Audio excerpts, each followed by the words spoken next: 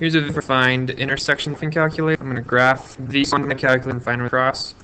I press y equals this top left button. Type in these equations. This only works in slope-intercept. So you take the equation, put them in slope-intercept form. Here's one equation, negative 2/3 x per 100.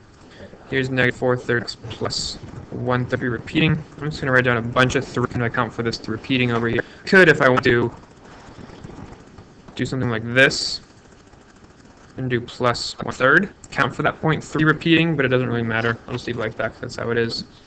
I want to worry about my window. Having a window going from negative 10 to 10 isn't going to cut it. This is going, has a y-intercept of 100 and y-intercept of 133. Because of those big, I'm going to go from negative 150 on the x's to 150, and then negative 150 to 150 on the y's. That'll account for both the x's and the y's, so I'll count tens instead of by ones. When I graph, it shows me that. Across this point right here, when I find that point, I'll do second trace. The second trace pulls up my calculate menu. Scroll down to the 5th option, which is intersect. I can also just put number 5. It says first curve. You can kind of scroll that little spot if you want to. Don't try and get it close to the intersection. That's not the point. This is just telling you which line you're on. So you can just enter.